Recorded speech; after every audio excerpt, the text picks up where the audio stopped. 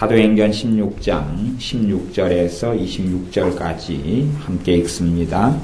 우리가 기도하는 곳에 가다가 점하는 귀신 들린 여종 하나를 만나니 점으로 그 주인들을 크게 이하게 하는 자라.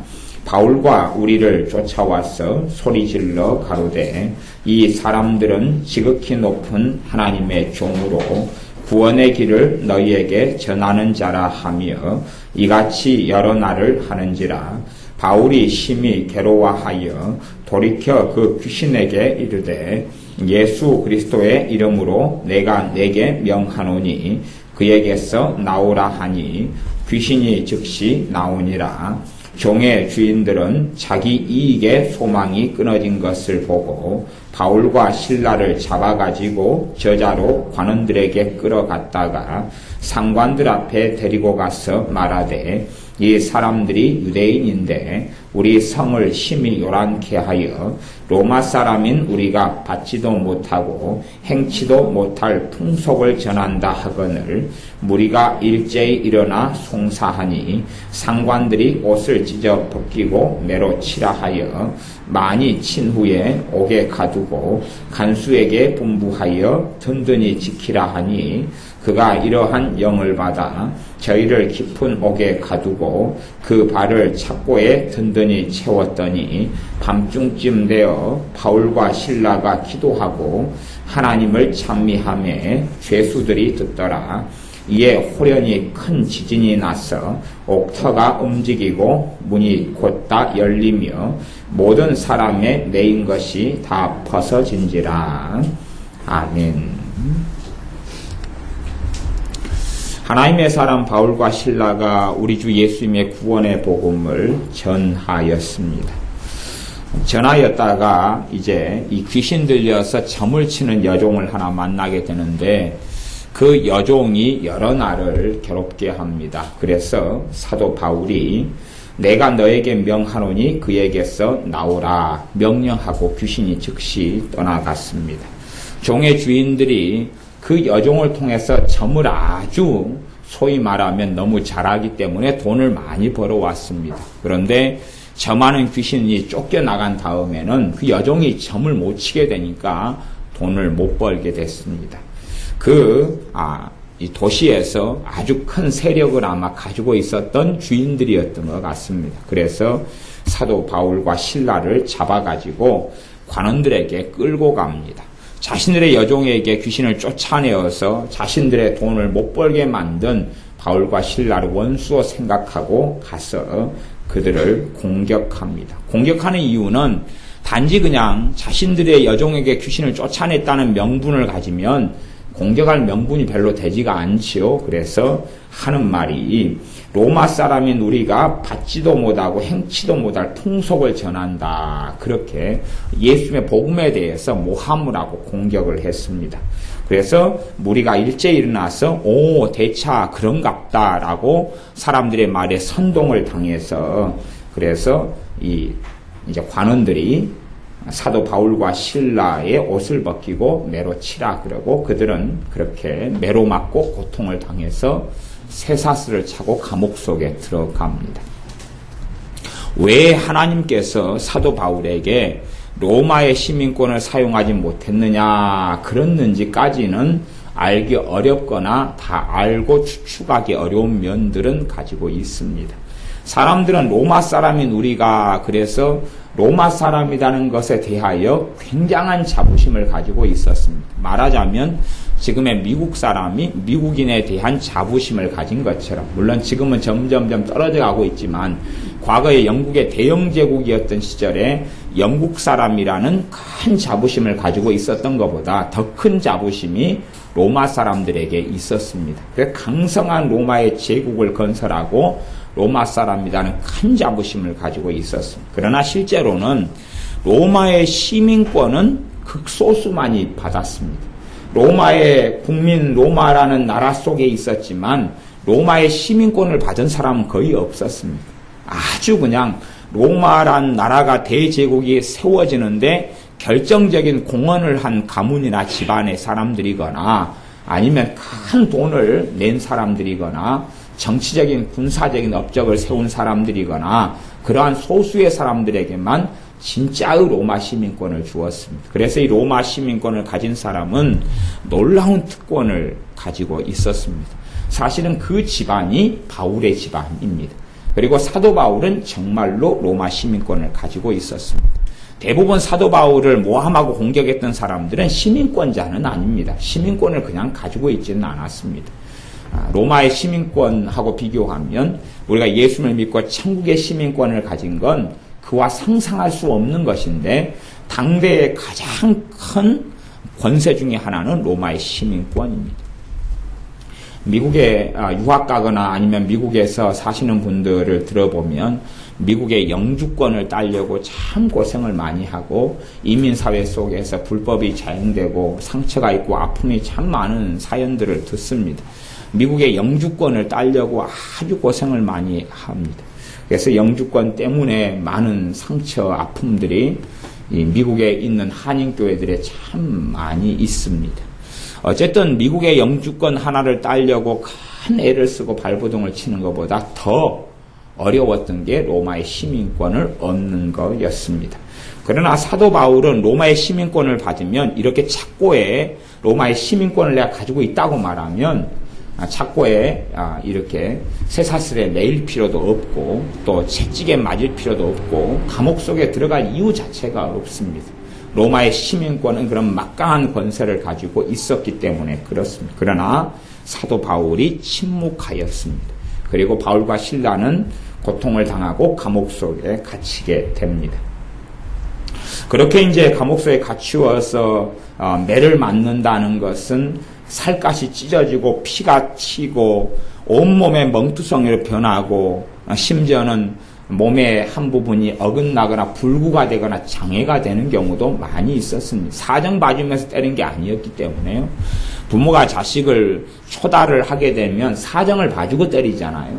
자녀를 갖다가 아주 그냥 육체를 망가뜨리려고 때리는 게 아니라 사랑하기 때문에 때리는 거여서 부모가 자식을 초달하는 것을 성경적으로 말하면 사랑의 매다 그렇게 말합니다만은 사도 바울과 실라가 당한 것은 사랑의 매가 아니라 아주 큰 학대, 아주 큰 이런 벌 중에 하나여서 온몸이 찢기든지 피가 낭자해지든지 다리가 부러지든지 장애가 생기든지 하고는 상관이 없었던 거기 때문에 무지막지하게 때리는 거였습니다. 그렇게 맞고 온몸이 아프고 멍들고 피가 흐르고 살갗이 찢기고 고통을 당하였던 사람이 바울과 실라였습니다. 그래서 이제 이 사람들이 지하 감옥에 갇히게 되는데 그때 25절에 보면 밤중쯤 되어서 바울과 실라가 기도하고 밤중쯤 되어서 기도했다 그러면 아마 심하게 맞아가지고 정신을 못 차렸던 것 같아요. 과거에는 그랬다 그런 말이 심하게 때려서 사람이 아주 기절해버릴 정도로 때렸기 때문에 그래서 아마 밤중쯤 되어가지고 바울과 실라가 제가 생각하기에는 정신을 차린 것 같아요. 그냥 몸이 완전히 파김치가 되어서 꼭 이제 폭력배한테 좀 맞더라도 폭력배도 인정사정 없이 때려버리는데 그러면 그냥 때린 폭력배가 아픈 게 아니라 맞은 사람이 그냥 온몸에 그 문제가 생겨버려서 힘을 못 써버리죠. 그냥 한 30대만 그냥 막 때려버려도 주먹으로 때리고 발로 치면 그 사람이 몸을 움직이지 못할 정도로 쓰러져 버립니다. 그런 것보다 더 심한 일을 당했던 것이 바울과 실라가 겪었던 일이기 때문에 몸의 기력을 찾는 데에 밤중쯤 되어야 가능했던 것 같습니다. 그래서 이 사람들이 바울과 실라가 일어나가지고 다시 밤중쯤 되어서 하나님께 기도하기 시작합니다. 기도하고 그 다음에 나온 말씀이 뭐냐 그러면 하나님을 찬미하며 그랬습니다. 그랬더니 죄수들이 듣더라. 단지 그냥 조금 찬양했다는 게 아니라 찬미하며 하나님을 기도하는 것, 하나님을 찬양하는 것 죄수들이 들었습니다. 입장을 바꿔놓으면 도대체 거기서 어떻게 찬미가 터질 수 있느냐는 것입니다. 기도는 너무나 고통스럽고 아프기 때문에 기도할 수 있습니다. 물론 우리가 몸이 너무 아프면 기도하기보다는 기도를 빙자해서 원망을 하고 한탄을 하고 한숨을 쉬고 기도를 빙자해서 이상한 일을 우리가 하는 경우가 많습니다. 기도가 아닌 그냥 넋두리에 불과한 것들이 많습니다만은 이 바울과 실라는 진짜 기도를 했습니다. 그 상황 속에 기도를 했어요. 원망을 한 게 아니라 기도를 하고 그 다음에 이들은 찬미했다 그랬습니다. 그러니까 우리하고 굉장히 다른 점입니다. 아마 우리가 살았던 방식대로 살았으면 하나님께서 바울과 실라를 통해 일하시고자 해도 바울과 실라가 하나님의 쓰임에 잘 맞지를 않았을 것입니다. 그러나 바울과 실라를 부르고 세운 것은 하나님의 뜻에 맞았기 때문에 그렇습니다. 그렇게 헌신되었고 그렇게 하나님과 중심을 맞추었기 때문에 그렇습니다. 아니 도대체 주님의 복음을 전하다가 이런 일을 당했는데 과연 그 누가 하나님을 찬양할 수 있단 말입니까? 그러나 하나님을 찬양하고 찬송하는 것의 중요성은 그러합니다. 찬양이라는 건 하나님의 능력이 나타나는 통로가 되기 때문에 내가 찬양한다는 것은 하나님의 살아계심을 인정하는 것이고 하나님께서 내 삶 속에 관여하신다는 걸 인정하는 것입니다. 거꾸로 하면 찬양이 없다는 것은 하나님의 살아계심을 내 삶 속에서는 저 우주 밖에 저 멀리 천국에서는 하나님이 계실지언정 내 삶 속에 현존하시고 현현하시는 하나님은 인정하지 않는다는 것입니다. 내 삶 속에 일거수일투족에 앉거나 서거나 알고 보시는 아버지 하나님을 인정하지 않는다는 것입니다. 그렇기 때문에 찬양을 통해서 하나님께서 권능을 행하시며 하나님이 관여하실 수가 있는데 그렇지 않다 하는 것입니다. 이 바울과 실라의 이 감옥 속에 지하 감옥에 쇠고랑에 차여서 잡혀있고 병들어 아파서 피가 뚝뚝 떨어지는 이 비참한 형극 속에 이들은 찬미하고 하나님을 찬양합니다. 단어적으로 이야기한다면 찬미, 찬양, 찬송, 송축, 영어로 킹제임스 버전 NASB 같은 경우는 송축하라 그러면은 bless, Lord 이렇게 말하는데 bless, God bless you 그렇게도 쓰이고 하나님을 찬양하라 bless God, bless Lord 그렇게 말하는데 실제적으로 이제 NIV나 아니면은 굿뉴스 바이블이나 이런 새로운 번역 성경으로는 그냥 praise 이렇게 번역되어 옵니다. 차이는 별로 없어요. 과거에 썼던 말은 bless라는 말 하나로 이것저것을 다 사용했던 그런 때의 이야기입니다. 영어 이야기라니까 좀 복잡해지죠. 어찌됐든 송축하라, 찬양하라, 아니면 하나님을 경배하라, 찬미하라, 찬송하라, 찬양하라 이것이 같은 말이다 그 말입니다. 같은 말이다 그 말이에요. 네. 태양이나 해나 좀 해보다는 고상한 말이 태양이 되겠지만 그렇게 해서 우리가 여러 가지 하나를 가리킬 때도 여러 가지 방향에서 이야기를 많이 합니다. 저도 그래서 자전거 같은 경우는 두 가지 말로 씁니다. 제가 도로를 자전거를 타고 갈 때 뒤에서 차가 빵빵빵 되잖아요. 그러면 제가 돌아보면서 한마디를 합니다. 이건 자전차입니다. 그리고 자전차는 앞에 가는 차가 우선권이 있잖아요. 그 다음에 이제 인도를 막 달려갈 때는 사람들이 왜 이 인도에 자전거를 몰고 오냐? 그럼 이건 자전거입니다. 그러죠. 코에 걸면 코걸이, 귀에 걸면 귀걸이인데 그래서 자전거도 그런 두 가지로 쓰지요. 그런 것처럼 이 다양한 언어를 사용하니까 그런 부분에 있어서 이상하게 흘러갈 필요는 없습니다. 이 극단론자들이 주로 킹제임스 버전 극단론자들이 많이 있는데 원어를 쥐뿔도 모르면서 원어를 가지고 장난을 치는 인간들이 얼마나 많은지 그래서 한숨스러울 때가 아주 많습니다. 그런 말장난에는 잘 넘어가지 않는 것이 지혜롭고 좋습니다. 심지어 최근에 어디를 보니까 이 주가 맞냐 즙이 맞냐 그래가지고 킹제임스 버전에는 모든 것이 포도즙으로 돼 있거든요. 모든 게 포도즙으로 돼 있는데 포도주가 맞은 거예요. 아니 상식적으로 생각을 해봐야지요. 포도즙으로 성찬식을 했다 그러면 포도즙은요 포도가 싱싱할 때 하고 포도철만 포도즙이 가능한 거예요. 왜냐하면 보관이 안 되거든요. 보관이 안 되니까 보관하는 것이 포도주거든요. 보관해서 오래 먹으려고 건포도를 만들거나 포도주를 만드는 것이 좀 보관하면 발효가 되니까. 그래서 원래 성경적으로 하면 포도주가 맞는 것이에요. 거의 대부분의 성경의 단어들이요. 그런데 포도주라고 나온 단어를 킹제임스 버전은 전부 다 포도즙으로 번역했어요. 말이 되는 소치냐 그 말이에요. 그렇게 하면서 그런 것을 가지고 자기들이 옳다라고 말하는 건데 아주 웃기는 이야기입니다. 심지어 그런 이상한 번역들이 많습니다. 그래서 절대적인 킹제임스 버전 추종론자들이 아주 많은데 말하자면 동물 이야기를 하면 토끼하고 사반이 있어요. 근데 그게 두 개가 유사하게 나옵니다. 성경에는. 근데 사반하고 토끼는 아주 다른 것입니다. 토끼는 이렇게 땅에다가 이 굴을 파고 들어가서 지내거나 그러는 것이고, 사반은 바위 속에서 거하는 거라고 성경에 나와 있어요. 근데 사반을 갖다가 우리 개혁성경에 사반이라고 했는데, 킹제임스 버전은 전부 다 래빗, 토끼라고 번역했어요. 그러니까 그 사람들은 뭘 모르는 것이. 킹제임스 버전을 300년간 하나님께 사용하셨기 때문에 킹제임스 버전을 번역할 때 하나님께서 큰 은혜를 주신 건 맞아요. 크게 관여하시고 섭리하신 건 맞아요. 그러나 그것 자체가 완벽한 번역도 되지 않고 그것만이 진리다 말하는 어떤 것은 이단과 사이비로 흘러가는 것입니다. 각 성경마다 장점이 있고 단점이 있어요. 성경의 원어 성경을 제외하고는 번역 성경, 개혁 성경이든지 개혁 개정판이든지 새번역, 공동번역, 현대인해 성경, 현대어 성경, 쉬운 성경, 또 뭐 헬라어, 히브리어 직역 성경, 그다음 불안노에서 나온 우리말 성경 다 장단점을 가지고 있어요. 그러지 하나의 극단론에 휘말려 들어가는 것은 오히려 하나님의 말씀을 문맥적으로 보지 못하고 어리석어지는 것이기 때문에 요즘에 갈수록 킹제임스 버전 극단론자들이 활동을 참 많이 하는 것을 봅니다. 인터넷상에서는. 근데 그런 것에 부화내동하거나 어리석어지지 않도록. 몇 걸음 들어가면 걔네들은 성경 원어가 뭔지도 몰라요. 기본적인 개념 자체를 가지고 있질 않아요.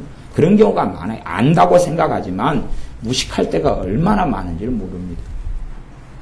아니 히브리 헬라어를 공부하다 보면 우리 초짜들이 공부할 때는 그랬습니다. 초짜들이 공부할 때는 한 단어 대응 한 단어입니다. 한 단어의 뜻이 하나, 한 단어가 하나. 그래서 가령 사람 그러면 안드로포스 그럽니다. 그러면 안드로포스 그것이 사람 그렇게 외우지요. 뭐 안드로포스 안에가 과연 사람만 있느냐 그 말이에요.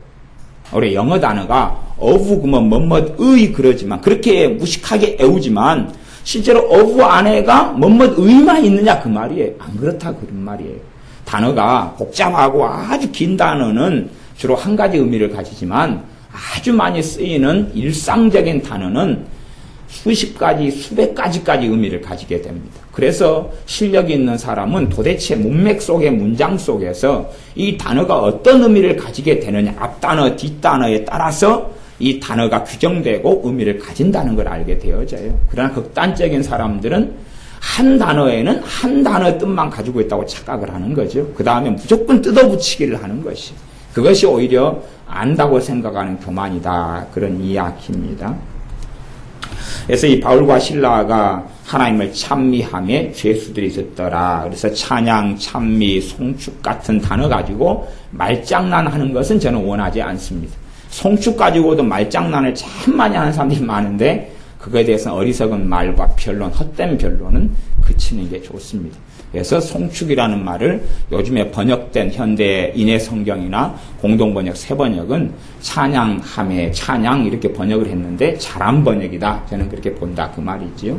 그래서 송축, 찬양, 찬미 다 같은 단어로 보는 게 맞습니다. 그래서 하나님을 찬미하며 찬양하며 죄수들이 쓰렀다. 그 다음에 무슨 일이 벌어지느냐 그러면 27절인데 간수가 자다가 26절 이에 호련히 큰 지진이 나서 옥터가 움직이고 문이 곧다 열리며 모든 사람의 매인 것이 다 벗어진지라. 물론 모든 죄수들이 다 매인 게 다 벗겨졌지만 그 죄수들은 자유를 얻지 못했습니다. 아마 간수가 들어와서 다시 다 채웠어요. 다 채워. 너희들은 못 가.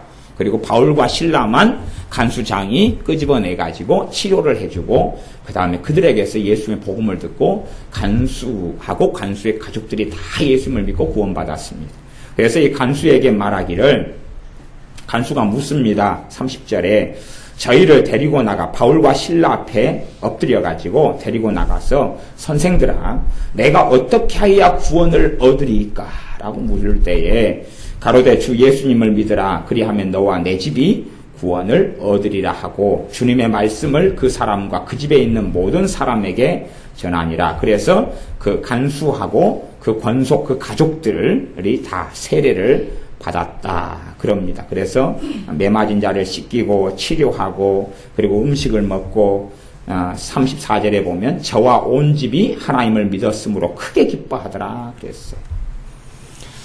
자, 참 말장난이 얼마나 많은지 그냥 뭐 그런 걸 이야기하려면 한도 끝도 없습니다. 요즘엔 회계라는 개념도 어리석어지고 회심이라는 것도 어리석어져서 회심에 대한 책들을 보면은 회심의 결과를 가지고 회심이라고 말하는 말장난도 많이 합니다. 그래서 회심에 대해서 회심을 하게 되면은 죄에 대한 슬픔이 있어야 된다. 그건 회심의 결과 때문에 그러는 것이. 회심 자체가 죄에 대한 슬픔이 있는 게 아니에요. 이 간수와 관수한 가족들은 다 예수를 믿었어요. 말하자면 회심했다 그 말이에요. 그런데 이들에게는 슬픔이 있었어요? 아니면 기쁨이 있었어요? 기쁨이 있었어요. 그러니까 어느 때에 믿음이 성장하면서 성령이 역사하셔서 죄에 대한 탄식하게 하고 아프게 하고 뭐 등등이 있게 될 것입니다. 그러나 예수님께 돌아왔는데 이들은 크게 기뻐했다고 나옵니다. 그렇기 때문에 어떤 결과론적인 자신의 경험적인 어떤 것을 가지고 성경을 마음대로 재단하거나 어리석은 이야기하는 것을 사실은 피해야 될 때가 많습니다. 하나님을 찬미를 했다. 제가 신학적으로 깊이 있는 이야기를 별로 하기도 원치 않고 신학적인 이야기를 깊이 들어가면 여러분이 다 좋을 것 아닙니까? 그 이야기가 아니라 실제로 내 삶 속에서 찬양, 찬미 혹은 찬송을 내가 실제로 하나님의 명령에 따라서 하게 하는 것이 말씀의 요지입니다. 하나님이 명령하셨으니까 찬송하라고 찬양하라고 명령하셨으니까 순종하는 것이 우리의 도리다 하는 이야기입니다. 순종을 하려면 찬송이 뭔지를 모르는데 어떻게 순종하겠느냐 하는 겁니다. 그래서 오전의 말씀에는 찬송의 의미가 악보나 리듬이나 콩나물을 먼저 치워야 된다 그랬습니다. 대신 제가 콩나물국을 끓여 드시지 말거나 오늘 점심 때도 메뉴가 콩나물 무침이 나왔잖아요. 그걸 없애야 한다는 이야기를 제가 한 건 아닙니다. 콩나물국도 끓여 드시고 콩나물 콩나물 무침도 해 드시고 마침 콩나물 가지고 부침개를 부쳐 드시든지 마시든지 알아서 하시라 그 말입니다. 그런데 이 악보에 있는 콩나물을 이야기하는 것입니다. 악보에 있는 콩나물. 악보에도 콩나물이 많이 있어요. 콩나물 꼭지도 있는 게 있고 없는 것도 있고 콩나물 머리가 시커먼 놈도 있고 하얀 놈도 있고 막 그렇게 많이 있다 그 말이에요. 콩나물 밑에 또 점이 찍힌 놈도 있고 안 찍힌 놈도 있는데 걔네들 콩나물들을 제거하는 가운데 무엇이 중요하냐 그러면 내용, 가사가 중요하다 그 말입니다. 그리고 그것을 잘 모르겠는 분은 시편 1편부터 150편까지를 참조하셔가지고 그 세계 속에 들어가시라 하는 것입니다. 좀 어려운 이야기지만 옛날 이야기를 좀 하면 옛날 이야기요. 우리 조선시대나 그 앞에 고려시대나 조선시대 이야기를 좀 한다 그러면 시가 유행했습니다. 그걸 고대시조라 그럽니다. 사실은 시가 유행했는데 시가 유행한 이유가 있어요. 본질적으로. 시를 통해서 그들이 가지고 있는 사상, 올바르고 바른 가치관, 백성을 위하는 가치관이라거나 아니면 어떤 신념들을 시를 통해서 사람들의 삶 속에, 심령 속에, 인성 속에, 인격 속에 뿌리내리게 하려는 방식으로 시를 사용했습니다. 그렇게 좀 가다가 그 다음에 이제 어리석어지고 변질되어서 시하고 아니면 어떤 인생의 가치관이나 세계관이나 사상, 말하자면 공맹사상이라든지 아니면 노자사상이라든지 순자사상이라든지 또 이런 한비자 계열하고 또 공자 계열하고 이렇게 또 한바탕 하기도 하고 그다음에 덕자 계열하고 막 이런 여러 가지 좀 문제들이 많이 옛날에 있었어요. 근데 그런 어떤 사상들을 시를 통해서 삶 속에 실제로 마음 속에 실제로 그 사람에게 체화시켜 주려고 사용했던 방식이 사실은 시의 방식 속에 속합니다. 근데 시간이 흘러가서 시는 시가 되고 오히려 시가 실용성보다는 남녀상열지사라든지 남녀상열지사는 좀 어려운가요 말이?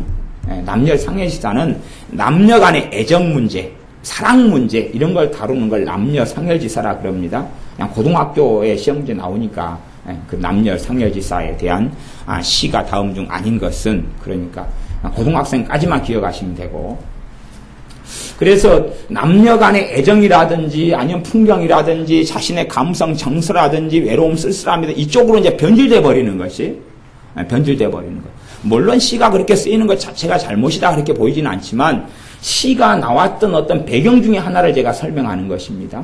하나님께서 시편이라는 것으로 시를 이렇게 딱 모아놓으셨어요. 150편. 물론 시는 성경의 시는 그것만 존재하지는 않습니다. 신학적으로는 시를 함축하고 있는 성경 66권 가운데 5권입니다. 어디서부터냐 그러면 욥시 잠전 아라 그러는데 욥기, 그다음 시편, 잠언, 전도서, 아가서 5권이 시로 돼 있어요. 또 우리 눈에 보기에는 욥기 같은 것은 아무리 봐도 산문이지 시가 아니게 보입니다. 번역상의 오류예요. 번역상의 오류. 그리고 사실 시나 이 시가서 같은 경우는 우리 자체 한글로 번역하거나 다른 언어로 번역하는 것이 사실 좀 어려운 부분이 있어요. 왜 어렵냐 그러면 어떤 시들은 그렇게 쓰였어요. 히브리어가 구약으로 쓰여진 언어인데 히브리어 알파벳을 알렙, 베트, 기멜, 달렛, 해, 와우 이렇게 갑니다. 그러면은 1절 그러면 알렙 해가 쭉 시작하고 2절 베트 시작하고 그렇게 돼요. 우리식으로 하면 기역, 니은, 디귿, 리을 이렇게 시작한다 그 말이에요. 아니면 우리가 잘 아는 것처럼 그냥 삼행시 그러면은 손오공 그러면 손 뭐시기로 가고 오 뭐로 가고 이런 식으로 기역, 니은, 디귿, 리을 A, B, C, D, E, F, G 알파벳 같은 걸로 갔다 그 말이에요. 그러니 히브리어 알파벳을 우리식으로 한글로 옮기려고 하면 옮겨질 수가 없는 거예요. 이게 그 운율과 그 느낌을 그대로 살리지를 못하게 됩니다. 언어가 바뀌니까 그렇지요. 그런 부분 때문에 이 시적인 부분을 다 번역할 때 각 나라마다 살릴 수 없는 한계들은 존재합니다.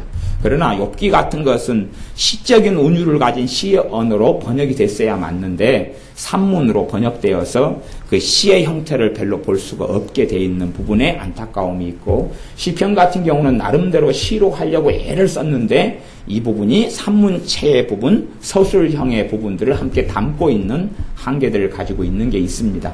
잠언도 그런 요소를 가지고 있고 아가서도 그런 요소, 전도서도 그런 요소가 가지고 있어요. 근데 그게 다 시가서에 들어갑니다. 좀 어려운 이야기일 수도 있습니다. 그래서 시편의 150편을 묶어 놓으셔가지고 우리에게 선물로 주신 것은 150편 시편이 선물입니다. 선물로 주신 것은 하나님의 말씀이 우리의 삶 가운데 시를 통해 깊이 있게 들어오고자 함입니다. 시편을 통해서 그것을 기도로 묶어 놓으시고 때로는 찬송으로 묶어 놓고 감사로 묶어 놓으시고 때로는 하나님 앞에서 탄식하는 기도로 회개하는 기도로 묶어 놓았습니다. 그렇게 하면서 그걸 통하여 하나님의 말씀, 하나님과 내 관계 속에서 우리의 믿음이 성장하고 자라게 하신 의도가 있습니다. 그러므로 시편 150편은 내가 항상 가지고 살아야 될 것이 시편 150편이에요. 사실은 자녀들한테 잠언을 많이 읽게 한다. 잠언을 읽게 하는 것도 좋아요. 그러나 잠언보다 사실 잠언도 해석하는 게 꽤 어렵습니다. 잠언이 해석이 쉬운 게 아닙니다. 사실 어려워요. 잠언이 해석이 쉽다 그러면 저는 아직 이분은 잠언을 잘 모르시는구나 그렇게 저는 말할 수밖에 없습니다. 왜냐하면 잠언이 각기 다른 분야를 이야기하기 때문에 그래요. 그래서 잠언을 좀 한 걸음만 들어가도 이쪽하고 이쪽 이 내용이 정반대네. 이쪽하고 이쪽 말이 틀리네. 요거다 다르네. 그걸 발견하게 돼요. 그렇기 때문에 멋모르고 잠언 읽어서 코에 걸면 코걸이, 귀에 걸면 귀걸이가 되는 이상한 일이 벌어집니다. 잠언은 아주 어른한테도 어려운 성경이 잠언이에요. 그래서 잠언을 읽게 하려면 읽게 하는 게 아니라 자기가 먹고 소화시켜가지고 먹이는 것이에요. 그러지 자식한테 그냥 읽게 하는 게 잠언이 아닙니다. 어려운 것이에요. 말하자면 옛날에 아이들이 분유를 먹고 우유를 먹다가 이제 이유식을 하잖아요. 그러면은 할머니들이 이제 밥을 먹었어요. 밥을 먹어가지고 오물오물 씹어요. 이빨 2개 오물오물 씹어가지고 그래가지고 이제 손녀딸이 있으면 입을 쫙 벌리게 가지고 갖고 입에서 입을 벌리게 해서 먹였어요. 옛날 다 그랬어요. 이유식이 뭐 따로 있어요? 입 안에 넣고 씹어가지고 오물오물 내가 입에서 풀떼죽을 만들어가지고 갖고 숟가락에다가 윽 받아가지고 먹이면 애는 또 좋다고 맛있게 먹잖아. 뭐? 그렇게 애가 머리가 크면 이제 절대 그런 걸 안 먹으려고 그러죠. 근데 잘 모를 때 진우 같은 애들은 그렇게 먹이는 거예요. 그냥 이게 이렇게 막 설사하고 그러잖아요. 그러면은 입으로 씹는 게 제일 좋아. 입으로 막 엄마가 씹거나 뭐 씹어가지고 이렇게 뱉어가지고 그래가지고 먹이는 거예요. 그렇게 해가지고 먹이면 이제 소화액으로 입으로 이렇게 다 이렇게 어느 정도 했기 때문에 또 그래서 소화가 잘 되고 괜찮은 측면을 가집니다. 그렇게 해서 먹이는 것처럼 잠언 같은 경우도 씹어야 돼요. 이렇게 씹어가지고 내가 소화를 해가지고 먹여야지 그냥 하면 아이한테는 안 맞게 되는 부분이 잠언이에요. 그래서 제가 사람들이 이상한 그 환상을 가진 것 같아요. 그래서 잠언을 많이 읽으면 지혜가 온다. 그런 이상한 이야기 때문에 자식들한테 잠언을 무작위로 읽게 하는 무식한 부모들을 만나는데 참 그래서 무식하면 본래가 답이 없다 그랬어. 미련하면 손발이 고생한다 그랬고, 무식하면 하여튼 말이 안 통한다 그랬어. 지혜로운 사람의 최고의 강적은 무식한 사람이다, 그런 말도 있습니다. 그래서 씹어가지고 먹이지 않으면 어려운 게 잠언이에요. 다음 시편은 이제 그렇지 않아요. 시편은 그렇지 않기 때문에 시편은 대신에 우리가 이 찬양도, 여러분이 부르는 찬양도 리듬이 들어가면 리듬에 주목하게 되지 내용에 주목하게 되질 않아요. 그래서 리듬은 사용하는 건 좋고 악보와 콩나물 애들은 사용하는 게 좋지만 근원적으로 이 가사 속에 여러분이 들어가셔야 되고 내용 속에 들어가셔야 돼요. 그게 찬양과 찬미. 찬양과 찬미의 기본은 내용이고 가사예요. 그래서 가사에 대한 묵상이 필요하고 가사를 읽는 게 필요하고 가사를 음미하는 게 필요합니다. 여러분의 기도, 요게 지금 시편은 이걸 전반적으로 기도를 하고 그냥 말하기도 합니다. 어떤 이들은 기도를 하고 말하기도 해요. 어떤 이들은 이걸 전반적으로 찬양 찬미라고 이야기하기도 합니다. 그렇기 때문에 여러분이 기도에 대한 폭을 사실은 좀 넓히시는 게 필요해요. 기도에 대한 폭을 넓히시는 게 필요해요. 말하자면 우리가 찬송가라 부르지만 이 내용들을 보면은 이상하다, 하나님을 찬송하는 건데 좀 다르다, 이런 것을 느끼시고 아셔야 돼요. 그래서 이 극단성에 들어가는 사람들은 찬송가 속에서 많은 곡들을 제해버립니다. 여러분이 좀 신앙 연수가 적거나 그런 걸 잘 모르시는 분들은 그런 경험이 없으실 수가 있는데 찬송의 개념의 극단성에 들어가는 사람이 있어요. 그래서 말하자면 경배와 찬양 같은 곡들만 찬송이다. 그리고 나머지는 찬송이 아니다, 이러한 흐름도 있습니다. 그런데 그건 찬송의 폭넓은 것을 이해하지 못했기 때문에 그렇고, 시편의 150편의 그 찬송의 경향성을 이해하지 못했기 때문에 하는 어리석음이, 자기가 가진 이론으로 성경을 무시해버리고 멸시해버린 과거의 장로의 유전으로 하나님의 말씀을 폐하는 어리석음처럼 그렇습니다. 그래서 제가 옛날에 90년대, 80년대 이럴 때도 한참 그런 어떤 이슈들이 일어나가지고 경배와 찬양, 말하자면 찬양하라, 구세주 예수, 이런 찬양들 말고는 찬양이 아니다.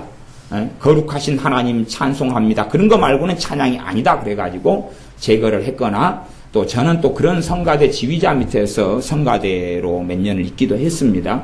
그렇기 때문에 그런 극단성을 제가 경험해서 알고 있습니다만은 절대 그렇게 되지 않습니다.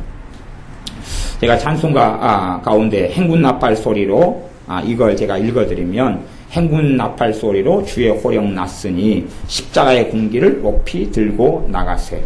선한 싸움 다 싸우고 의의 멸류관 받았으리라. 그러면 우리가 하나님을 찬양하는 내용은 아니잖아요. 그래서 극단성을 가진 사람에게 찬양이 아니다 그런단 말이죠. 그러나 시편에서는 이런 경향을 굉장히 많이 가지고 있어요. 그래서 우리가 하나님 앞에 찬양으로 또 기도로, 기도 안에가 지금 찬양이 들어간다 그랬죠. 그래서 기도 안에가 기도와 찬양은 거의 겹친다 그랬습니다. 하나님 앞에 머물러서 이러한 행군 나팔 소리로 달려갈 길 다 가고 싸움 모두 마친 후 주와 함께 기쁨을 용사들아 누리세. 선한 싸움 다 싸우고 의의 멸류관 받았으리라. 선한 싸움 다 싸우고 의의 멸류관 예루살렘 성에서 멸류관 받으리. 저 요단강 건너 우리 싸움 마치는 날 의의 멸류관 예루살렘 성에서. 이 가사를 읽고 묵상하는 것도 하나님 앞에서 기도하는 시간들, 찬양하는 시간들이 된다 하는 이야기를 제가 하는 것입니다. 개념을 훨씬 더 넓히셔야 됩니다. 그렇지 않으면 시편들 같은 경우에 딜레마를 느끼고 고민을 느낄 수밖에 없습니다. 왜냐하면 전혀 내 영혼아 여호와를 찬양하라, 여호와를 송축하라, 그는 만왕의 왕이심이로다, 자기한테 하는 이야기잖아요. 근데 어떻게 하나님께 찬양이 된단 말입니까? 그래서 개념이 성경에서 가지는 개념과 뜻이 사람들이 스스로 만들어낸 개념이 꽤 그럴싸하지만 하나님의 말씀에서 이야기하는 개념이 아니면 그걸 인본주의적이다 하는 것입니다. 사람이 가지는 개념들이 어리석을 때가 참 많습니다. 신학교에서도 찬송가 학이라는 걸 공부해요. 찬송가 학을 가리키는 교수들마다 독특한 찬양에 대한 견해를 가지고 있습니다만은 정상적으로 가리키는 교수를 저는 거의 본 일은 없습니다. 혼자 음악적 세계에서 장난을 치는 것이, 그렇게 해서 잘 모르는 신학생들을 오도하는 경우를 많이 봤습니다만은 그건 잘못된 것이고, 성경에서 말씀하는 찬양의 개념 속에 들어가야지 맞는 것이, 어떤 개념을 갖든지 갖지 않든지 간에 하나님의 말씀이 그 사람 자신에게 스스로 말하고 있으면 그렇게 하는 것이 하나님 앞에서 보내는 시간들이라는 사실을 알아야 된다 하는 것입니다. 또 천성을 지난주에 불렀던 줄 낮에 불렀던 찬양 가운데 천성을 향해 가는 성도들아 앞길의 장애를 두려워 말하라. 성령님이 너를 인도하시리니 왜 지체를 하고 있느냐. 우리가 다른 사람에게 말하는 것 같아도 시편의 대부분의 내용은 세상 사람들 만민을 포함하고 있고 회중을 포함하고 있는 것 같아도 사실은 실제로는 거의 당사자 외에는 없습니다. 함께 부르고 함께 시편을 가지고 낭송하고 함께 리듬과 악보에 맞춰서 노래 부르는 경우는 있었지만 기본적으로는 개인이 사용하는 거예요. 개인이 하나님 앞에서 1대1의 관계 속에 개인이 사용하는 것이. 그래서 성령님이 너를 인도하시리니 왜 지체를 하고 있느냐. 그렇게 우리가 읽으면 그 대상은 나인 거죠. 나가 되고 우리가 가족 속에서 하면 가족이라는 가장 가까운 교회 공동체. 교회 공동체의 가장 작은 단위가 가족이니까요. 그렇게 앞으로 천성을 향해 나가세 천성문만 바라고 나가세 모든 천사 너희를 영접하러 문 앞에 기다려 서 있네. 그리고 고백하다가 보면 그러면 기도가 흘러가기 시작합니다. 그러니까 우리는 기도가 흘러가지도 않는데 기도를 만들어내려고 애를 써요. 짜집기 하고 애를 쓰다 보니까 꼭 불교 신자나 이방 사람들이 하는 어떤 종교 속에서 기도하고 똑같은 양상을 가집니다. 똑같은 양상이 뭐냐 그러면 뭔가를 달라 하는 것 말고는 없다 그런 거죠. 뭔가를 해결해 달라 하는 것 말고는 없어요. 더 깊은 전능하신 하나님 창조주 하나님 만왕의 왕 되신 하나님과 만나는데 사실은 그보다 훨씬 더 수준이 높아야 되는데 수준 높다는 이야기는 지식을 이야기하는 게 아닙니다. 그런데 아주 그냥 별 볼 일이 없는 수준에서 머무르고 말아가는데 그것 이상으로 들어가야 합니다. 근데 자신이 기도를 쥐어짜고 만들어내니까 이것저것 하고 끝이에요. 그러니 마음이 시원케 되지도 않고 하나님의 은혜 속에 들지도 못하고 전능하신 아버지 하나님을 만났다고 기도는 만나는 것인데 하나님과 함께 시간을 보내는 것인데 우리 주 예수님과 함께 시간을 보내는 게 기도인데 왜 열매를 맺지 못하느냐 그겁니다. 안 보내는 것이니까 그렇지.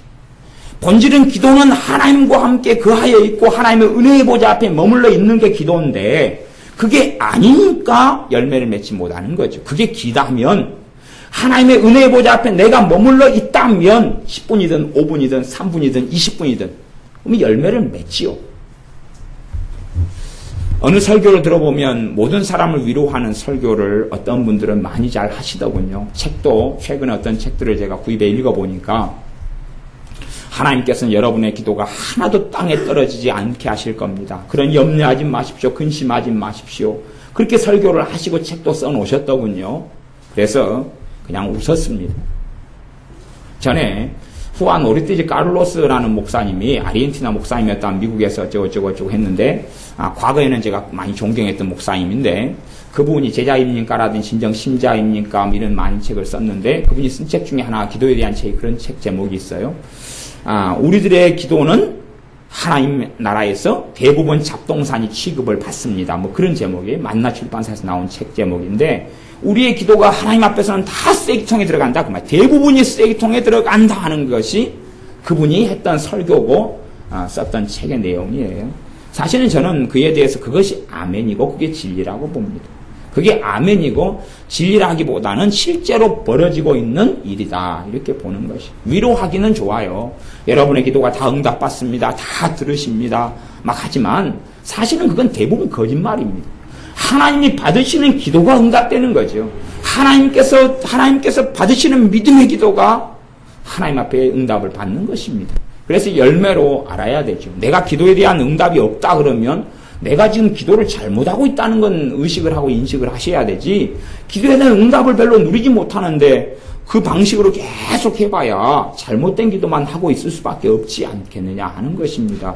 어떤 시험 문제를 자기 방식으로 다 풀어서 빵점 나왔으면 이건 내가 공식이 틀렸든지 뭐가 틀렸다든지 그렇게 알고 공부를 다시 해야 되는 것이지, 빵점이 나왔는데도 열매가 없고 기도응답이 없는데도 하나님과 내 관계에 있어서 그분을 만났는데 내 마음이 시원해지지 않고 내 마음의 무거운 짐이 벗겨지고 마귀의 결박이 떠나가고 귀신들이 떠나가고 하나님의 은혜가 임하고 내게 능력이 오고 담대함이 오고, 그런 하나님의 은혜 속에 들지 못한다면 내가 하나님과 만나고 있는 기도가 아니기 때문에 그렇다 하는 이야기입니다. 그래서 우리의 기도의 중심에는 찬송, 찬양, 찬미가 있습니다. 그러므로 시편 150편을 사용하고 우리가 가진 좋게 잘 만들어진 이 찬송가, 참 잘 만들어졌어요. 하나님의 축복으로 이게 잘 만들어졌어요. 새 찬송가든지 또 기존에 썼던 찬송가든지 간에 잘 만들어졌어요. 또 한국에 하나님의 은혜를 많이 주셔서 복음성가들도 참 잘 만들어졌습니다. 근데 대신에 콩나물을 좀 떼어놓으시고 음치도 찬양할 수 있고, 그 다음에 좀 머리가 좀 뇌성마비도 찬양할 수 있고, 다 찬양할 수 있다 그 말이에요. 근데 악보를 가지고 오면 음치나 노래를 못 부르는 사람은 찬양을 못해요. 그게 하나님이 만든 찬양이 아니다 그 말입니다. 그렇기 때문에 누구든지 찬양할 수 있다. 그리고 하나님께서는 찬양의 명령을 해 놓으셨다는 사실입니다. 그 명령에 우리는 순종해야 됩니다. 명령에 순종해야 돼요. 하나님의 명령에 순종하지 않고 하나님 앞에 어떻게 서겠느냐 하는 것이. 나 절대 착각은 하지 마십시오. 교회에서 몇십 분 부르다가 갔으니까 난 찬양했다. 아니면 심지어 찬양 CD를 사가지고 CD를 계속 들으면서 난 찬양하는 삶을 살고 있다. CD를 들으면서 흥얼거리고 하면서 난 찬양하고 있다. 아니, 그거 말고 정말 그 가사를 묵상하고 그 가사의 마음에서 아멘 하느냐, 그것이 찬양이다 그 말이에요. 그 가사를 묵상하고 그 가사에 아멘 되고 내 입으로 그 가사를 고백하고 있느냐 하는 것이 기도할 때, 그것이 찬양이다 하는 것이지, 뭐 많이 곡을 듣는다, 그건 찬양 아닙니다. 어떤 분은 그렇게 생각해요. 성경책을 머리맡에 놔두면 귀신이 떠나간다 그래요. 참 별 샤머니즘을 다 봤어요. 제 서재에는요, 성경책이 50권이 넘기 때문에 귀신이 제 서재는 꼼짝은 하나 안 들어옵니다. 여러분이 믿음대로 될 겁니다. 제 서재는 귀신이 안 들어와. 성경책이 너무 많아가지고. 기독교 서재면은 귀신이 역사 안 한다 그러더라고요. 성경책이 막 몇백 권을 쌓아놓고 팔잖아요. 어디 그런 환타지와 거짓말 소설이 어디 있단 말입니까? 어디 그 주님을 섬기고 믿는 게 주술행인 줄 압니까? 그런 건 없습니다. 그래서 다시 이제 시편에 있는 찬양에 대한 명령들을 몇 개만 보고 이제 말씀을 마무리하겠습니다. 그래서 우리의 삶 속에 시편 147편, 시편 제고 뒤쪽에 있는 데 있습니다. 146편, 7편, 8편, 9편, 150편까지 정도만 간략하게 명령만 몇 개만 살펴보겠습니다. 지지난 시간에 성경에 찬송하라, 찬양하라, 찬미하라, 경배하라, 송축하라는 명령, 감사하라 이런 명령은 무수히 많이 살펴봤기 때문에 다시금 이제 확인을 잠깐 하는 것입니다. 순종해야 되니까. 하나님의 말씀에 하나님의 백성은 반드시 순종해야 됩니다. 내가 순종하려고 기도하면 찬송이 뭔지 하나님은 베일을 벗겨주기 시작하십니다. 그러나 순종할 마음이 전혀 없다. 베일을 벗겨주실 리는 없습니다. 내가 순종하려고 작심하고 기도하고 나아가면 그 길을 열어주십니다. 그리고 왜 찬송하라 했는지, 왜 찬미하고 찬양하라 했는지를 알게 해주시는 것이, 너무나 많은 명령을, 동일한 명령을 반복적으로 받았는데 착각 속에 살아가는 것입니다. 교회에서 함께 모여 복음송가 부른다. 그러니 찬양 CD를 내가 자주 듣는다. 또 오케스트라 CD를 자주 듣는다. 인터넷 카페를 통해서 이 찬양을 좀 듣는다. 그러니 나는 찬양하는 삶을 살고 있다. 혼자 앉아서 간혹 가다가 찬송가를 혼자 읊조리고 부른다. 찬송가를 펴놓고 복음성가를 펴놓고 나 부른다. 그러니까 찬송하고 있다는 것이. 아니, 기도의 핵심은 찬송입니다. 기도의 중심은 찬송이에요. 그래서 바울과 실라는 찬송을 통하여 그 옥문이 열리고 지진이 일어나고, 그리고 간수와 간수의 가족들이 예수님을 믿게 되고 만나게 되는 것입니다.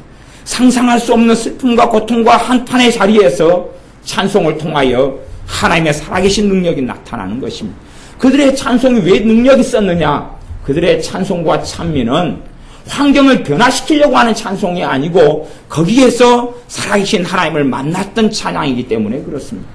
찬송을 통해서 환경이 변화되는 열매는 있습니다. 그러나 환경을 변화시키려고 찬양하면 찬양이 잘못되는 것입니다. 찬양하는 것은 하나님을 인정하는 것입니다. 찬양하는 것은 하나님의 살아계심을 인정하는 것이고, 내가 내 자식에 대해 찬양하는 것은 하나님께서 내 자식을 사랑하시는 걸 인정하고 시인하는 것이고, 내 가정에 대하여 하나님을 찬미하고 송축하는 것은 내 가정 안에 역사하시는 주권자가 주제이신 분이 하나님이신 걸 인정하는 것이 찬양입니다. 그렇기 때문에 우리의 삶에서 찬양을 통하여 우리의 기도는 효과적이 되고, 찬양을 통하여 우리의 기도는 능력 있게 됩니다. 그러므로 우리의 삶 가운데 내 마음과 심령 속에 지금 찬양과 감사는 함께 간다라고 전에 계속 말씀을 드렸습니다. 찬양과 감사는 뗄래야 뗄 수 없다. 그렇기 때문에 내가 정말 내 안에 하나님에 대한 찬양이 있느냐는 것은 감사가 있느냐로 확인하면 된다 그랬습니다. 감사가 없는 경우에 그 찬양은 가짜다 그랬어요. 제가 성경 가지고 입증을 수요일날 금요일날 다 해드렸기 때문에 그런 부분에는 뭐 1시간 50분씩 제가 설명해드렸는데 굳이 그것 가지고는 제가 계속 설명할 이유가 없기 때문에 안 합니다. 반복이 될 뿐이니까.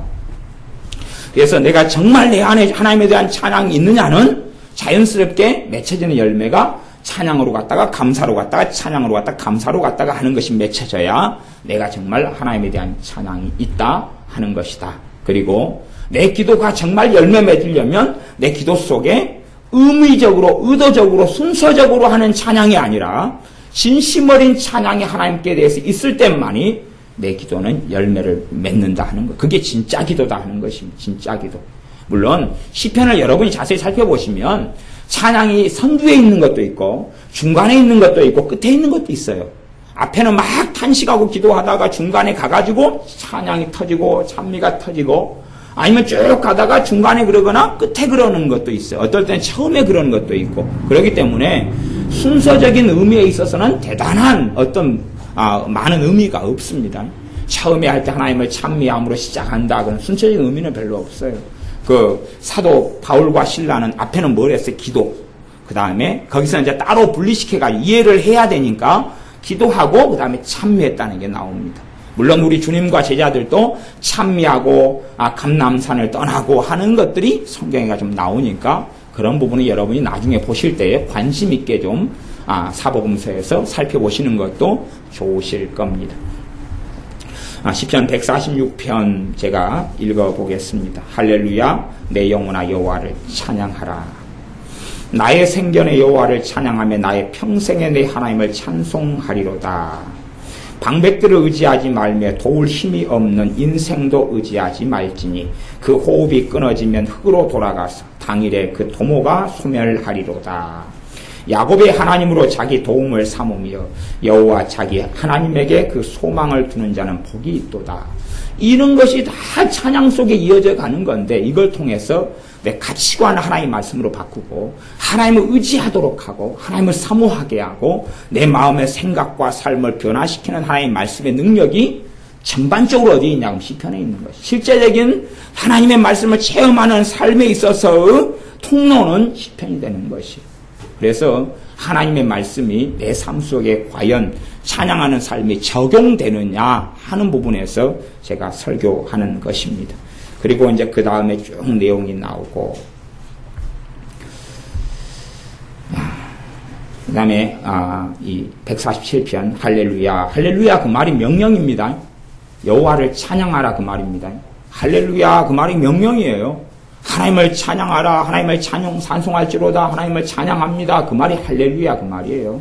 그러니까 할렐루야 그 말이 명령이에요. 우리에게 떨어지는 명령일 뿐만 아니라 하나님을 찬양하는 소리이기도 합니다.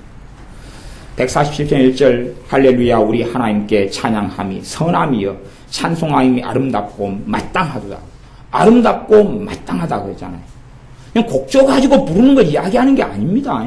그런 걸 어쩌다가 음치를 벗어나는 분들이 이렇게 막 부르면서 난 찬송한다 그러는데 그게 아니에요. 그런 거 아닙니다. 이 말씀이 중요한 거예요. 말씀으로 찬양하고 찬송하는 것. 그 다음에 찬송가도 말씀으로 주로 만들어져서 그 가사 내용이 중요한 것이. 그 속에 깊이 있게 묵상돼서 들어가셔야 한다 그랬습니다.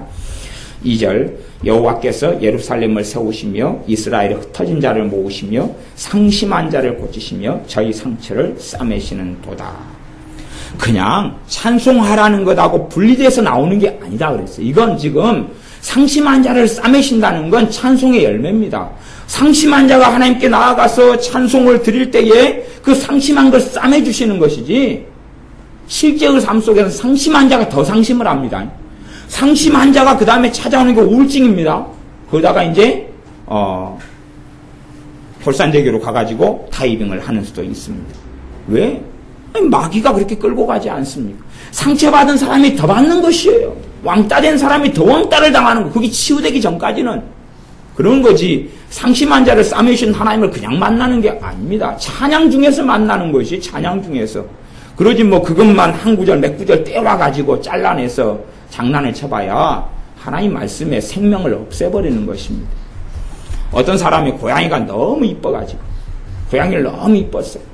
그러다 고양이를 들고 가다 보니까 너무 무거운 거예요. 그래서 아이고 또 고양이가 앵앵거리니까 시끄러워서 목을 잘라버렸어요. 그래가지고 나머지 목 없는 고양이를 들고 갔어. 이쁘다. 그리고 집에 가서 애들한테 아빠가 고양이 가져왔다 주니까 애들이 다 기겁하고 쓰러졌죠. 피가 뚝뚝뚝 떨어지고 있기 때문에. 죽은 거잖아요. 하나님의 말씀도 임의대로 잘라버리면 생명을 잃어버리는 것이에요. 근데 마음대로 임의대로 잘라가지고 보려고 그러니까. 지금 이 시편 150편에 하나님 말씀 푸는 열쇠가 찬송인 것이에요. 그 눈이 열리지 않으면 시편 150편을 정상으로 볼 수가 없어요. 5절 147편 5절 우리 주는 광대하시며 능력이 많으시며 그 지혜가 무궁하시도다. 그리 찬양하는 겁니다. 여호와께서 겸손한 자는 붙드시고 악인은 땅에 엎드려 뜨리시는도다. 사람들은 자기 마음대로 인본주의적으로 생각을 해요. 그래서 로마 카톨릭 교황이라든지 베링간들은 다 하나님께서 다 그래도 하나님을 알지 못하고 주님을 알지 못하는 사람도 구원할 것이다. 도덕교로 살면 괜찮다. 웃기는 소리를 하는데, 하나님을 영화롭게 아니하고 하나님 앞에 예배하고 경배하지 않는 자들을 하나님은 악하다라고 말씀하시는 거예요. 창조주 하나님 앞에 경배하고 예배하고 그분을 찬양하지 않는 자를 악하다 그러는 것이. 하나님은 악인을 엎드려 뜨리시는 하나님이시지, 악인이 회개할 때 구원하시지, 회개하지 않는 악인은 엎드려 뜨시고 무너뜨리시고 심판하십니다. 하나님을 몰라도 자기 마음대로 하나님의 사랑을 과된 망상적으로 생각해서 하나님의 거룩하심이 없는 것처럼, 하나님의 공의로우심이 없는 것처럼 사랑 그 누가 말입니다. 이번에 내가 아주 추접해가지고 그 사람 책은 언급하기도 싫은데, 우리나라에 유명한 모 목사님이 있어요. 북한을 좀 추종하고 따라가는 모 목사님이 있는데, 제가 이동까지만 이야기하려고 합니다. 이동 X 목사님이 있는데 규장에서 책을 냈어요. 그래서 책도 페이스가 들어가는 요상한 책을 냈는데, 페이스북 어쩌고저쩌고 하는 책이 있어요. 그 책의 내용에서 보니까 그런 내용이에요. 예수님이 그렇게 말씀하셨다는 거예요. 말씀하시는 거예요. 나보다 너가 더 소중하다. 아들아, 나보다 너가 소중해 딸아. 그렇게 예수님이 말씀하신다는 거예요. 그게 십자가에서 예수님이 죽은 거다는 거예요. 예수님보다 나보다 너가 더 중요하니까. 아주 코미디도 아니고 웃기는 소리도 아니고. 그래서 사랑이 나오고 북한은 무조건 독자가 나오고 북한의 김정은 정권을 도와가지고 세우자는 웃기는 이야기로 나오는 것이. 어떻게 만왕의 왕 하나님보다 만주의 주 대신 주님보다 우리가 소중할 수가 있어요? 무슨 코미디가 그런 게 어디 있어요? 그렇게 말하지요. 어느 날 개미를 하나 데려와가지고, 아들아, 개미가 네보다 소중해. 그 말 돼요? 또라이도 아니고. 바퀴벌레를 하나 데려와가지고, 이거 바퀴벌레 이뻐. 내 아들 둘이 딸 하나 있는데, 에이고 나는 니를 더 사랑해. 내 아들보다 딸보다 바퀴벌레 너가 더 소중해. 그건 맞아요 그게? 그럼 그 사람은 바로 정신병으로 보내야 되는 것입니다. 주님이 그랬다는 거예요. 야, 내 목숨보다 내 인생보다 내 삶보다 나보다 너희가 더 중요해. 지금도 그렇게 말씀하신다는 거예요. 무슨 그게 변태적인 이야기입니까? 그런 책들이 유명해지고 알려진다는 것 자체가 아주 인본주의가 극성을 부린다는 것이. 전능하신 하나님보다 어떻게 우리 인간이 더 높아지고 비길 수 있으며 어떻게 더 소중할 수 있느냐 하는 이야기입니다. 그런 것을 사랑이라는 명목 속에 계속 가르치고 설명하는 거예요. 예수님의 사랑을 막 설명하는 것처럼 이야기해가 예수님 나타나셔서 나보다 너가 더 중요해. 그러니까 내 목숨을 버리겠다. 아니, 사랑하셔서 구원하시려고 그러시는 거예요. 그냥 그대로. 사람의 죄가 사람을 불쌍히 여기시고 사랑하셔서 그 죄를 위해 자기 몸을 버리시는 것이지. 그래서 구원하시려고 그러시는 사랑이 있는 것이지. 거기에 말도 안 되는 판타지를 집어넣어가지고 주님보다 사람이 중요하다. 그런 코미디가 어디 있느냐 그 말이에요.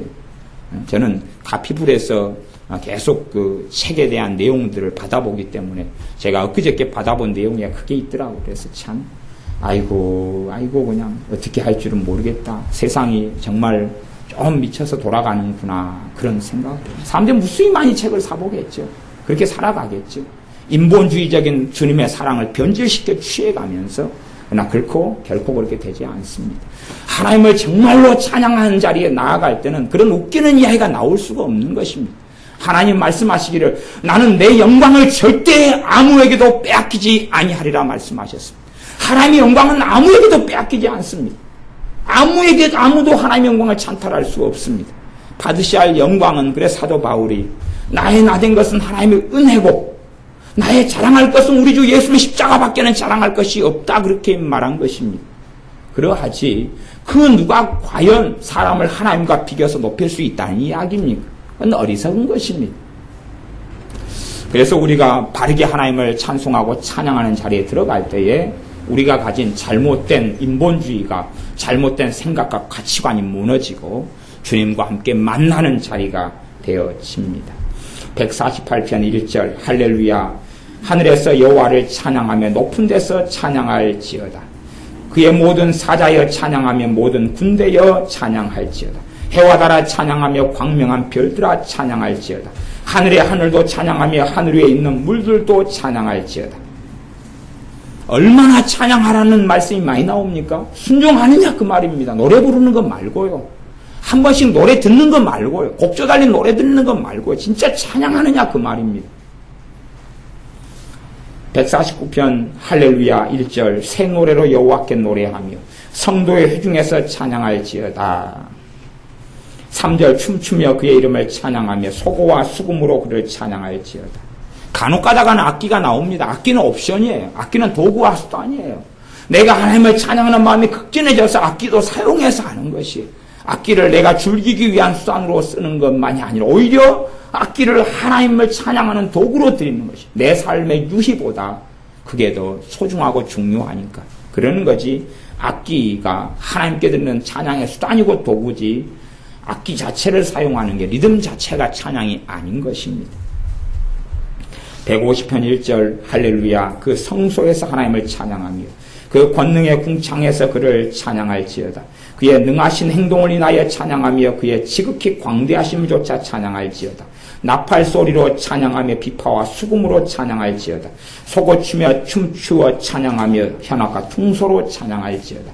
큰 소리 나는 재금으로 찬양하며 높은 소리 나는 재금으로 찬양할지어다. 호흡이 있는 자마다 여호와를 찬양할지어다. 할렐루야. 사람들이 생각해요. 악기들이 다 나왔네. 오케스트라 만들라는 이야기네. 악기 가지고 해야 되네. 그러면 1절을 봐볼까요? 그런 문자적인 의미라면 그 성소에서 하나님을 찬양하며 어디 성소로 들어갈까요 도대체? 그 권능의 궁창에서 찬양할 때 궁창, 윗궁창, 아랫궁창. 권능의 궁창이 어딘가요 도대체? 거기에서 하라 그랬잖아요 1절이. 소고치고 춤추고 아니면 큰 소리 난 재금으로 찬양하라기 전에 권능의 궁창에 찬양하라 그랬잖아요. 그게 어디냐고요 도대체? 알 수 있겠어요? 거기서 가가지고 할 수 있겠어요? 공주에 한번 권능의 궁창이 있다 그러면 거기 가서 한번 비행기 타고 가서 매달려 있을까요? 밧줄 타고? 오누이 밧줄? 썩은 동아줄? 이게 사람들이 자기들이 모르는 말을 자기의 가치관에 따라 하는 거예요. 이거 오케스트라 가지고 이런 걸 악기를 다 동원해서 찬양하는 것 같다. 그런 이야기가 아니에요. 삶 가운데 하나님을 찬양하되 그렇게 온 힘을 다해 전심을 다해 찬양하라는 이야기예요. 내가 가진 모든 걸 사용하기도 하고 그걸 단지 내 유익과 내 즐거움, 내 집에 퉁소가 있어요. 그러면 내가 아이고 외롭고 쓸쓸해 그럼 앉아가지고 릴리리야 부르는 거 아니라 그걸 이용해서라도 하나님을 찬양하라 그런 말이죠. 그런 악기를 동원해서 찬양하는 걸 이야기하는 게 아니에요. 그게 내 삶 속에 있으면 그것을 통해서 내가 쾌락을 즐기고 세상을 노래하기보다는 하나님께 찬양하는 도구로 쓰라는 것이에요. 안 그러면 악기를 다루지 못하는 사람은 찬양하지 말란 이야기인가요? 실제로 사람들 속에서, 믿는 사람들 속에서라도 악기를 다룰 수 있는 사람이 도대체 얼마나 되냐 그 말이에요. 별로 없잖아요. 별로 없어요. 뭐 다른 사람들 찬양은 못하고 찬양하는 걸 듣고 감상하란 이야기인가요? 절대 그렇게 되지 않습니다. 결코 그렇게 되지 않습니다. 전에 제가 우리나라에 전에 옛날에 유명한 찬양단이 있었는데 지금은 잘 모르겠어요. 횃불 찬양단이라고 전에 횃불 트리니티 교회 찬양단 큰 게 있었는데 거기에 콘서트에 제가 참석을 했어요.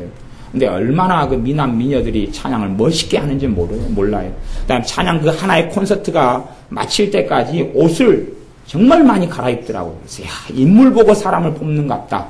그럴 정도로 아주 미남 미녀들이 찬양을 했어요. 그런데 제가 듣기에는 너무 지겹더군요. 너무 지겨워서 앉았다가 졸다가 앉았다가 졸다가 그랬어요. 대구에서 전에 했었는데 20년은 지난 이야기입니다.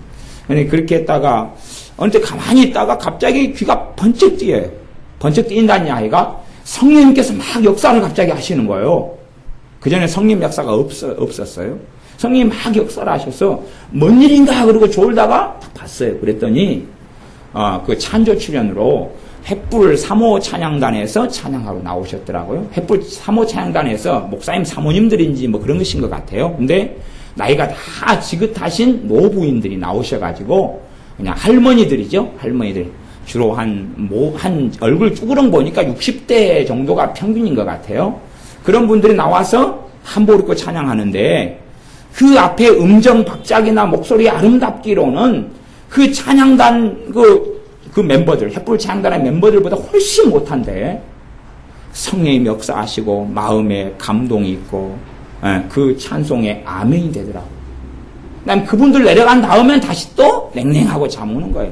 그래서 지겹다 지겨워. 이 비싼 데 와가지고 왜 이리 지겹냐. 인물들은 볼만한데 내가 만안경이 없고 거리가 멀어서 인물도 잘 안 보이고 뒤석 인물은 잘 안 보이고 근데 지겹고 목소리는 아름다운데 사실은 아름다운 목소리가 아니라 하나님께서 별로 받으심직한 찬양이 아닌 거죠. 사람 보라고 하는 게 어떻게 찬양이냐 그 말이에요. 그렇기 때문에 진짜 찬양은 하나님과 내 1대1 관계에서 이루어지는 것이에요. 물론 회중 가운데서 찬양하는 거 수금과 비파로 모여서 함께 찬양하는 것도 당연히 있죠. 그러나 그것은 우리가 찬양을 돕기 위한 연습이고 훈련으로 교회나 모여서 함께 섬기는 거라는 것을 기본적으로 이해하시고 그래서 내 개인의 찬양과 삶에서는 이 시편을 기본적으로 가지시고 그 다음 시편을 가지고 읽고 묵상하시고 내가 좋아하는 찬양이 있다 그러면 일단은 콩나물을 먼저 떼어놓으신 다음에 그 가사를 계속 좀 읽어보고 묵상을 하시고 그리고 그걸 계속 그걸 해가지고 내가 10분 기도한다 그러면 여러분이 이제 시도해보시고 훈련을 해보세요. 10분 기도하는 동안에 여러분이 좋아하는 찬송이 있으면 펴보시거나 시편을 계속 한 편, 두 편, 세 편에 읽고 묵상하시고 그러면서 기도가 10분이다 그러면 그런 시간을 좀 보내보시라 그 말이에요. 그러다가 보면 막 기도할 마음으로 성령 역사하시고 기도의 내용들이 살아나기 시작한다 그런 말이에요. 그렇지 않으면 항상 했던 기도의 매너리즘. 오늘 했던 기도가 똑같고 주님 내 자식 어째요? 다음날 내 자식 어째요? 주님 내 자식 돈이 짠하고 불쌍해요. 주님 내 자식 몸이 아파요. 맨날 똑같은 거 하다가 1년 365일 내내 그런 것이에요. 그냥 결과가 있느냐? 결과는 없어요. 사실은 주님께서 받는 기도가 아니라는 거지요. 내가 시편을 읽고 묵상하고 아니면 찬송가도 성경으로 돼 있으니까 그 가사를 읽고 묵상하고 좀 하다 보면 읽고 읽고 책임질을 좀 하다 보면 성령님께서 이제 기도로 도와주고 역사하시기 시작해요. 그러다가 이제 좀 기도를 1, 2분 하다가 다시 멈추는 것 같으면 다시 시편이나 아니면 복음서가 찬송가 가사로 돌아오란 이야기예요. 돌아와가지고 다시 읽고 묵상하고 그 다음에 또 다시 기도가 역사하면 그렇게 하고 그런 기도를 여러분이 익혀보시고 그렇게 해서 항상 다 그런 식으로 하라는 이야기는 아닙니다. 근데 제가 그렇게 할 수 있다라고 제가 제시해 드리는 것이에요. 제가 어떤 진리를 이야기하는 게 아니고 찬양하는 삶에 있어서 그걸 실제로 적용하는 데 있어서는 그런 방식이 필요하다라는 이야기를 하고 있는 것입니다. 그래서 여러분들이 시편을 사용해서 평상시에도 낭송하고 읽는 것을 즐겨하시고 옛날에 그냥 선비들이 맨날 그냥 일도 안 하고 농사지로 안 간 다음에 청산이 푸르르니 그랬다가 막 그런 식으로 막 하는 것 이상으로 우리가 시편을 가지고 시간을 보내야 된다. 그런 이야기입니다. 그냥 노세 젊어서 노세 막 그리고 애가 맨날 그렇게 술 마시고 취해가 있는 것 이상으로 우리가 하나님의 말씀 시편에 시간을 보내고 열정을 가지고 그 안에 머물러 있을 때에 이 시편 같은 경우는 말씀을 잘 씹어놓은 거예요. 이렇게 잘 씹어놓은 거예요. 그래서 그건 내가 쉽게 먹을 수 있는 것이 시편이에요. 하나님 말씀의 진리가 이 속에 다 압축되고 축약되어서 막 씹어놔서 요리를 잘해놓은 것이 사실 시편이에요. 그러니 이 방대한 분량을 말해는 않는데 3년 성경 읽기 계획 가운데 한번 읽고 지나간다면 그것은 수박을 핥는 것이니까 나중에 제가 수박을 이제 거의 지나가서 그러지만 내년에 교회에서 수박 먹게 될 때 그런 분들은 꼭 수박을 혓바닥으로 전체를 한번 핥도록 해드릴게요. 뺑 돌아가면서 이만한 수박을 사가지고 혀로 막 다 핥으세요. 그 다음에 이제 통과, 그리고 저는 나중에 썰어 먹으려고 합니다. 껍질은 제가 계속 핥을 수 있도록 이렇게 그냥 알맹이만 쏙 빼낼게요. 이렇게. 그 다음에 껍질은 계속 드릴 테니까 시간 남으시면 계속 핥으세요. 그래가지고 수박이 다 달아질 때까지, 썩어 문드러질 때까지 핥으세요. 그것이 시편을 쓱 읽고 지나가는 방법입니다. 그러나 아무도 수박 맛은 보지 못할 것입니다. 기도하겠습니다. 아버지 하나님, 우리가 진정한 찬송 가운데 들게 하시며 찬송하라고 찬양하라고 찬미하라고 송축하라고 하신 하나님의 명령에 따라 순종하는 우리가 되게 하여 주시옵소서. 이렇게 무수히 많이 나온 말씀에도 순종하지 않으면서 우리가 어떻게 하나님을 섬긴다라고 말할 수 있습니까? 하나님의 말씀에 명백한 말씀들에 순종하지 못하면서 하나님을 경외합니다, 사랑합니다라고 말한다면 주님 앞에 우리가 수치스럽고 부끄러움을 당할 수밖에 없습니다. 그리하므로 우리가 이제는 고민합니다. 어떻게 찬양해야 하올지요? 어떻게 찬양하는 순종하는 삶을 살지요? 우리가 어떻게 삶 가운데 기도 가운데 하나님을 찬양하며 찬송할 수 있사온지요? 고민하오니 성령 하나님 도와주셔서 우리가 기도 가운데 찬양하게 하시고 삶 가운데 찬양하여서 찬양하라는 하나님의 말씀에 따라 행할 때에 주시는 아름다운 열매들을 얻고 누리게 하여 주시옵소서. 예수님의 이름으로 기도하옵나이다. 아멘.